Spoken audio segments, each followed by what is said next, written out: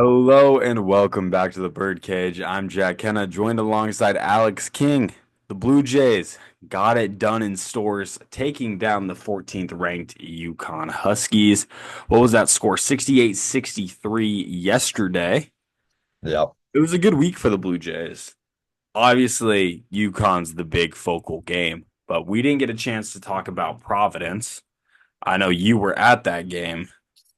We'll do a quick rerun of Providence because I feel like a lot of that stuff actually translated. hmm Providence, you saw a decent game from the entire team, like the entire supporting cast. Isaac Trout had 4 3-pointers in a row, and that momentum seemed to carry into UConn because he was a big piece of the UConn game. Yeah, Isaac Trout is playing so confident and he's actually looking like insanely good, which is crazy just to see it based on like I know you know him better than me as when we were kids, but it's just crazy to see him succeeding at a Division 1 level. But he's playing so good. And it's actually we never get any bench production and he's really helping. And especially like in the past few years, McDermott's really only played 6, 7 people max. And then the And guys never score that come on. Like they're usually role yeah, players. if you could get 6 or 5 points from Farabello, you're pretty happy about that. But it's just like the history, the last few years of Creighton basketball, you just aren't getting a whole bunch of bench production. And this year, you can say something similar. In our losses, that's the case, right? Everyone struggles a little bit from shooting, but Isaac Trout, Jason Green, I know he's been starting because of Pop Isaacs and Isaac Trout, Jason Green, Fred King, even if you can kind of get some production from those guys, it's going to be pretty good. Mason Miller hit a few threes against Providence. Yeah. Thumbs Good up to sign. that, I guess. Good sign right there. Well, you got some fireworks going in the back. Did I do an How the hell did animation how the hell did you when do I went that? like this? Did I have fireworks? Oh my What gosh. the hell? Can I Yeah. do this? No. Dang, you're a pro. But it's good to see. It really is fireworks to see Mason Miller knock some shots down. So my dad and I went to the game. We were listening to the radio afterwards, and they were riding Mason Miller, and it didn't make any sense because we kind of been hating, but I guess he's playing good defense. So Are I you don't know. coming? It's Are you coming along no, on the Mason no. Miller train? No. I think I'm still hating, but I think other people deserve minutes over him, but I Yeah. guess he's doing his job. And what he said in the after was like, I played with these guys all last year, so they're kind of used to me being on the floor and my spacing and stuff, which I kind of understand, but I don't know. You Still need pisses me off. someone on the floor to contribute, Yeah. which he's been lacking. But against Providence, he showed out. Against UConn, because UConn's the bigger game that is bigger than our 20-point win against Providence. Let's Yeah. be clear.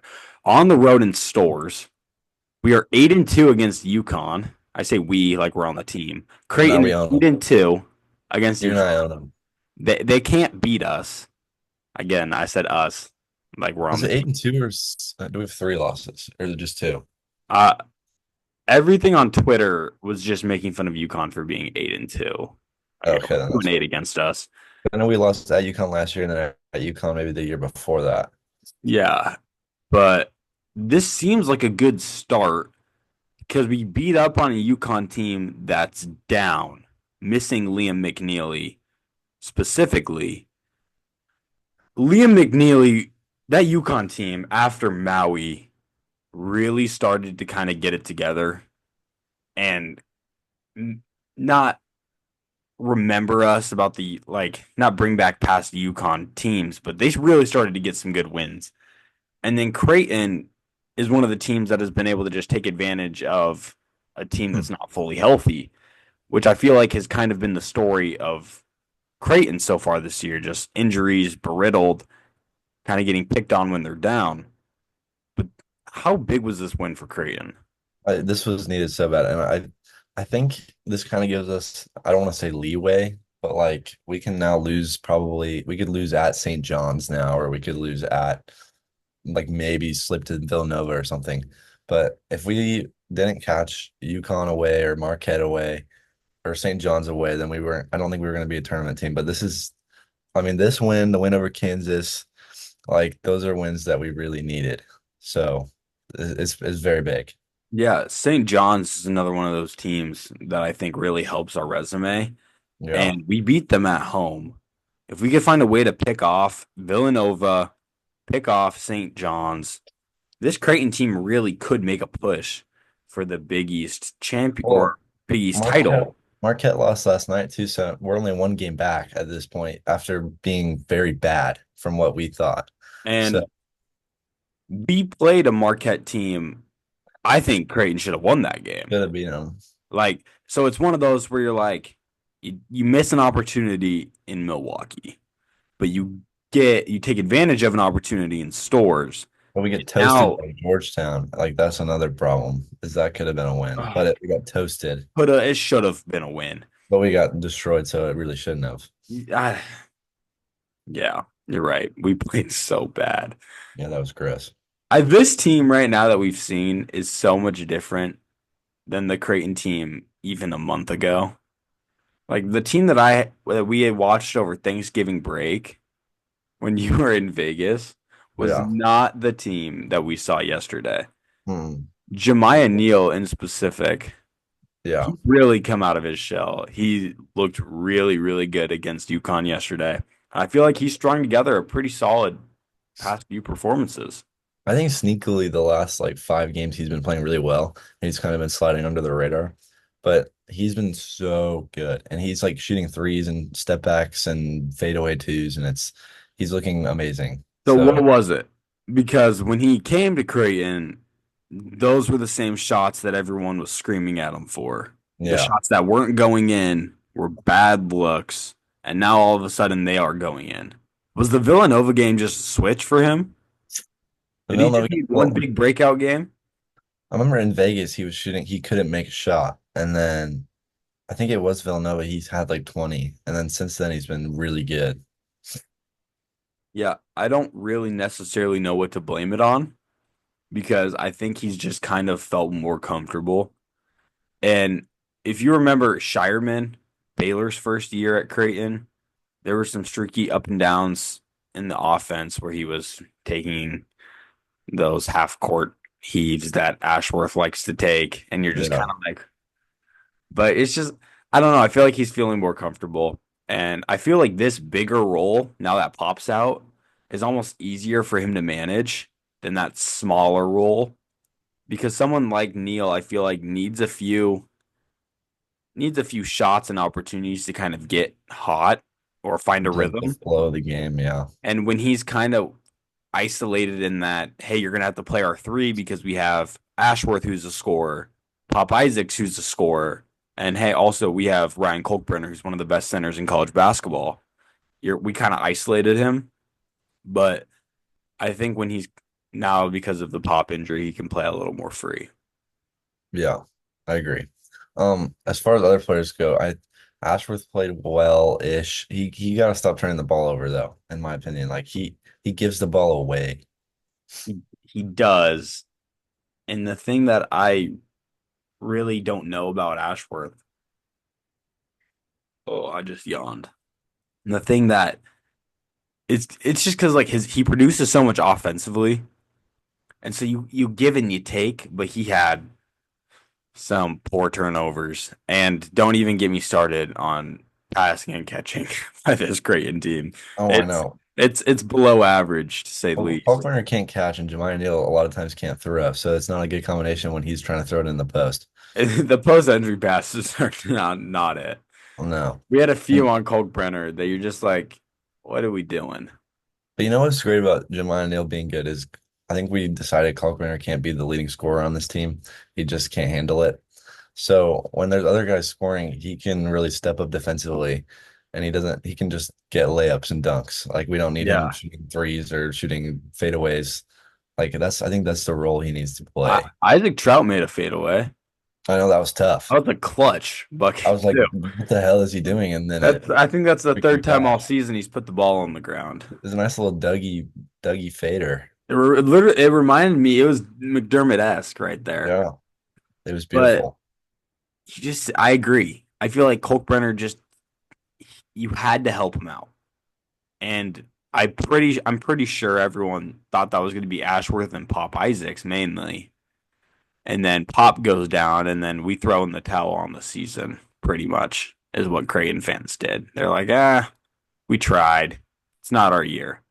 And then Jamiya Neal has a breakdown or a breakout game, and Isaac Trout looks like he's gonna be a contributor on this team. And then Mason Miller started hitting shots against Providence, and he didn't get very many looks. Did he even attempt a shot No, against no, UConn? no attempts. He just got Yeah, he got his cardio in for 26 minutes. yeah. I listened to the post game press conference, and Dan Hurley said the team UConn lost to Isaac Trout and Jamiya Neal. And I'm pretty sure if you would have told Dan Hurley that Isaac Trout and Jamiya Neal would be who they lost to, Dan Hurley would not believe you at all. Yeah, Um, Jamiya cooked them he said something that those two players combined average 15 points per game, which makes me think that Jamiah averages like 11 14 and or Trout 13. averages 4. Yeah, And Trout had 11 points yeah, with a tough fadeaway, and Jemiah had 20 something, 24. 24. So that's 35 points between Neal and Trout, which is absurd. Yeah, it is. Absurd. You'll be able to win, I feel, most games in the Big East with the kind of defense that Creighton plays, most games, if you can get contributions like that from your players or from your like contributing players because the defense was incredible. Yeah, defensively, Creighton's really stepped it up recently. Well, our last few games, we held UConn 63, Providence to 64. And then the Butler game was kind of a defensive slip. They scored 76. And then Marquette 71, St. John's 56. Like we're really holding teams low. Yeah, it's an impressive defensive effort because realistically, this Creighton team doesn't is not gifted with a whole bunch of athletes. Yeah. And together, McDermott pretty much said this in the post game. He said the great thing about our team is when you make a mistake, you funnel it into the 3-time defensive player of the year. Yeah. It's simple math. The Yeah. team doesn't foul, rarely fouls, No maybe fouls. potentially could have given up a shooting foul on a three-pointer. Neither here nor there. I'm not a ref for a reason. I did Yeah. I did Uh, like seeing the replies on Twitter. that UConn fans was pretty. not UConn I fans think it's not hard happy. because he touched him but he was kind of gathering it to go up. I don't know. It could have gone either way and it would have sucked if they called a shooting foul, but they didn't. So I feel like if they called a shooting foul, you can't necessarily complain, right? yeah. Because it kind of looks like one. Yeah. However, they didn't. And so Creighton wins again because they're just better What's than funny, the same thing happened at the end of the first half when we subbed in Shane Thomas and he fouled, and then the guy made a half quarter. he made a half quarter. That's Yeah, absurd work. But I yeah. feel like that one was That a one lot wasn't a easier shooting of a foul. call Yeah, because the ref made it very clear that this was going to be on the floor, which I think is very good because that's a position where a Shane Thomas is getting subbed in the game. You know something's up, right? Shane Thomas is not playing in the UConn game to score buckets or yeah, really play defense. So you know no, the referees already know kind of something's up, and then they foul, and so he puts his hands on him. Easy call as a referee because I feel like you know something's going to happen. But I also think that's unfortunate because he drilled a half quarter. yeah. It was a nice little bank. It was pretty. Crowd went crazy, and then they realized it didn't count. It was Yeah, awesome. the end of the half would have been a little more gloomy if that would have counted because a foul on a Trout three that looked a little questionable He gave made it Creighton a three. seven That was point such lead, right? a great end to the half. That's And the then, best end to a half I've ever seen from a Creighton game yeah, because usually it's vice versa where something bad will happen to Creighton or Creighton will try to run a set play and screw the play up pretty yeah, bad or turn it over. I feel like that's just a typical Creighton. like last few possessions that we've kind of grown to know. And then Trout made a play happen out of nothing. But I saw something because we were talking about defense earlier on Twitter from a random Twitter user, so my sources aren't necessarily the best. But UConn has scored over 80 points in like 80% of their Big East games, and Yeah. they have never done that against Creighton while Kalkbrenner's been a starter. It's kind of weird. Like we own them, and they have two national championships like in a row. But I mean, They've I've never, undeniably been the best team in the country for the past 2 years. yeah, which is weird because I've every time we play them, I feel like we're gonna win, and we do most of the time. So it's just weird. Like I Every don't know. time we play them at home, I feel like we're gonna win. Yeah, I I also didn't. saw something on Twitter that was really funny, and that was it was literally just a picture of the foul, the Nemhard foul, and it said UConn is so lucky Yeah, I saw that that they too. didn't have to see Creighton in the national championship. Yeah, yeah, that And makes that me might be sad. true. Every time that just makes me sad every time. But um, yeah, I really hope we don't lose to them at home because I love holding this over UConn fans' heads that they can't win in Omaha and that we own them. It's But perfect, isn't it? it's awesome. Because I love Creighton basketball, but other than an Elite Eight and a few Sweet 16s, This is all we have. We own it's pretty UConn. much all we got, and we just Yeah, own UConn. and a tied And we regular usually season own champion. we usually own Nebraska, but Nebraska basketball has been pretty good this year. Yeah, but they kind Outside of of the fall. past three games, they're kind of falling off. Yeah, they're playing their way out of the NCAA tournament. They have a game today, right? Against Maryland, I think. Yeah, I think At so. Maryland, that's not a gimme, especially with Derek Queen playing the way he is. But I really hope Nebraska can start winning games because that I see I want to say that's our worst loss, but we got boat raced against Georgetown. Yeah, that was bad. Like, Well, and we should have beat Texas A&M too, but like we're lucky we beat Notre Dame. Notre Dame's bad, and they didn't even have Marcus Burton, and we barely no. beat them. Well, I guess we didn't have Kalkbrenner, and But that's we way had the more of an beast Fred impact. King, so like it didn't We had impact. our yearly Fred King crazy game. I feel kind of bad for him. He doesn't get to play, but he's been playing good. Do you think he can be Creighton starting center next year? No, I think he can play like 15 minutes a game, but Yeah. Why do I kind of want to see Creighton have Fred King be their starting center? okay, as much as I love them, if we're starting Fred King, Isaac Trout, Mason Miller, if we're those three, Hudson Greer, Jackson McAndrew, if that's our starting five Pop next year, Isaacs. we have a problem. So I think Yeah, we need to get a transfer center or something. But I don't know. There's a reason why we're not the coaches, right? yeah, we won't worry about that. We'll worry about this year. We'll do that in the off season. Yeah. It's just one of those things where I love the fact that Dan Hurley can't seem to beat McDermott.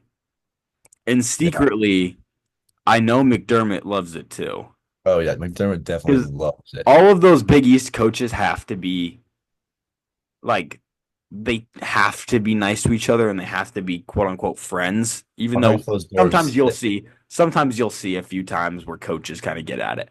they hate each other for sure. But behind closed doors, Hurley has a dartboard with McDermott's face on it and McDermott just keeps on getting the upper edge. And I think it's funny Yeah. because the past few years, UConn has had very talented players. Adama Sanogo, Klingon. I mean, that was the team they had. Who was the guy just last year? Literally drafted pretty high by Well, the Spurs. Hawkins was it Hawkins that could shoot Yeah, really well? Jordan Hawkins played. That was 2 years ago though. And then they had, he literally went like number five to the Spurs. Clinging, right? Well, Klingon went. Oh my gosh. Now my I lack of know, ball knowledge, I even though know who his you're name's talking. on the tip of my tongue. I know who you're talking about. He shoots really well. Yeah, Oh he's no. good. He's a really great player. Stephon Castle. Yes. It's Thank like you. it's players like that. And for some reason when they come to Omaha, they just can't do it. Yeah. And I love it. And I hope that never goes away. Yeah. Oh, I saw a tweet yesterday, and I think I agree with it. It was like leaders for Big East Coach of the Year, and they had Greg McDermott at the top. And I think that's true. Like considering that he lost our top transfer, and we're still competing in the Big East, beating UConn. Like I think this could be his And best coaching we didn't job. even know Fedor was going to be eligible. In Yeah, and he fact, hasn't I'm done pretty sure anything. most fans and most like people around the program didn't think he would be this year. And so the fact that Yeah. we're still kind of able to produce without having who hopefully by March is a pivotal part of the team, not produce and not even he didn't even log minutes Yeah, against dude, UConn he because he looks couldn't so play. tough against Providence. He like at the end of the game they let him actually play and he was hitting some tough shots and Yeah. I want to see him get a chance. Uh, Hopefully we see him get a chance What's our schedule look like Tuesday. coming up? We Well, play we have a big game DePaul. on Tuesday because DePaul DePaul got to win. They're not looking for their first Big East win DePaul anymore. Loki looks kind of tough. So we're gonna have a game on our hands. That's at home, right? No, it's in Chicago. Oh, So our next three games are we should win those. It's at DePaul, home against Seton Hall, and then home against Xavier. And if that would be we'd be on a six Xavier game just winning beat streak. Marquette. Yeah, but we'd be on a 6 game winning streak going to Villanova. I think we'd probably be ranked at that point or close to like if we can keep That would winning. be college basketball's been crazy this year because I don't think there's a team necessarily dominant as UConn's been the past few years. Like That's the Auburn, thing, UConn wasn't Tennessee, Iowa necessarily. State are all good teams, but they lost. Like they've been beaten. Yeah, Duke, maybe Duke, you can throw Duke's Duke kind in of there. Cooper Duke's kind of nutty, Flagon's but that they good. they lost to KU though, so Yeah, oh I don't know. It's an insane college basketball season, really. yeah. Before we wrap up, do you have any final thoughts on the UConn game? I feel like it was No, an overall good team performance. yeah, we didn't really talk about UConn all, but like Solo Ball and Diarra and both dropped 15. But honestly, their ball is so good. He's so But we good. like he had some tough shots. And Caravan only had 8. I know he kind of got hurt a little bit, but we kind of locked him up. Well, we Um, we chased Caravan. We forced him to take tough shots, and shooting over a 7 foot center is pretty hard to do. So yeah, no, we I'm happy. we made Caravan shoot the shots we wanted him to shoot, which is good because I feel like if you let Alex Caravan just kind of shoot a bunch of open 3 pointers, you're gonna probably lose the game. Yeah, I really thought that his shot at the end of the game was going to go in, and I was going to be sad, but it didn't. So, I'm really glad that didn't go in and because we're we so were lucky we all have up three, or we were up, right? We were up three. yeah, but there's We only like didn't foul. 5 seconds left, so it's probably dangerous to foul at that point. After our last That half was, court, they wanted to call a shooting yeah, foul. that was the Ashworth stuff. So I We're so understand lucky that we mixed it have up. the best free throw shooter in the country on our team. Because literally every time he's at the free throw line, I'm like, yeah, that's 2 points, and it feels so He good. shoots 97% from the line. Yeah, insane. What do you think you would shoot if you went like if you shot 100 free throws right now? What do you think you'd shoot? I think I'd make maybe 70, 7. 75. I could do it. Like I've right now, you think you can make 70? usually when I shoot, I You make think like you'd 8 get out into of a 10. rhythm? Yeah. Okay. What do you what do you think you'd make? In high school, before like my senior year, I had to shoot 100 a day. Gavers made me do it. So I was able to be a consistent 80, 85%. Yeah. But now, If I went up now, I'm shooting 65%. yeah. 60, 65. But I Like think no shot. I just haven't done it in so long. but theoretically, if you would Ashworth go shoot 100, he'd make 97 or 98. I bet you he makes 100. Yeah, probably. Like if he just goes up there by himself, I'm sure he could probably knock it. But knowing the pressure of shooting 100 for 100, maybe he's shooting He did 99 for 94. 99 and missed the last Yeah, one. yeah, something No, like he's that. got ice in his veins. I mean, I'm very confident having him on the line, having Yeah. him at the line, especially knowing that Kolkbrenner hasn't necessarily been as good. He had a really good free throw day yesterday. Yeah, but it's weird. He hasn't been great this year at free throws. I feel like last year he was way better, He was like 80% last year, I think. but maybe it's because like he didn't shoot as many, and so when he went up there and made free throws, we just remembered it. But I remember him being a lot better last year. Yeah, So I it's don't. nice to see that he had a good free throw game against UConn because we're going to need him to knock down some foul shots down the stretch here. Yeah, agreed. Looking at our schedule, I know we played DePaul, which I don't know if we're going to do a preview for DePaul because it's DePaul, Yeah, and we'll do a recap because I don't know when we'll play Seton Hall next at home. Is that what you said? Saturday. Yeah, yeah. So we'll have time to do a recap after the DePaul game, but we probably won't do a preview. What scares you the most about DePaul? I think, well, you can't go in thinking they're the old DePaul because they actually have a couple wins this year. But Yeah, honestly, they're still the bottom of the Big East. Like it should be a win, but we shouldn't really probably think it's a free win. I mean they went into Georgetown, a team that we got boat raced at, a place we got boat raced at, and beat them pretty Yeah, handily, right? I think it was like by 10. Yeah, so it's like it's one of those things where they actually, I mean, I think they have actually had a few players. I mean, they had Max Strus a few years back, and he played in the NBA. He plays in the NBA, I think, right now. Yeah, But it's also one of those programs that just hired a new coach, Holtman from Ohio State. I think so. Pretty sure was his last destination, and now he's at DePaul. He was a respected coach in the Big Ten, where I feel like he was kind of looked at because his teams were loser-ish. But I think he was a respected coach in the Big Ten. And I mean, he's they won a game against an Ed Cooley coached team. I think Ed Cooley coached teams are hard to beat. Well, and they were up at halftime on Marquette. Like they're Yeah, definitely not. They're they're not not a bad team. trash. So it's going to be one of those games where we're actually going to have to dial in because I know years back it's been one of those games that's like we probably will do half of a day of film and we'll just run over their set plays like 4 hours before the game and you're good to go. And this isn't one of those games anymore, really. Yeah.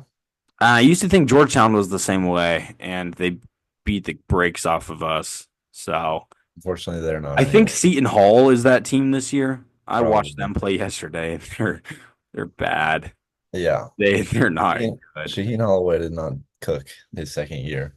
No, his team that he was gifted was really good. Because like you think of those players that those old Seton Hall teams had when we were growing up, like Miles Powell, Yeah. and he's literally dropping 50 points a game. And he's just like one of the best scorers in college basketball. And then they had that big Mamu Kalashvili. Mamu Kalashvili. Like, He got in a fight with Kyrie Thomas or no? Cole I Huff, don't remember. maybe. I don't know. I don't I know. remember that fight. I don't remember who it was with, It was but Jefferson. was it? Yeah, I was at that game. Yeah, But that's yeah, fire. freak that guy. I still remember the dunk. You remember Yeah, that that dunk? was so sick. Oh my gosh.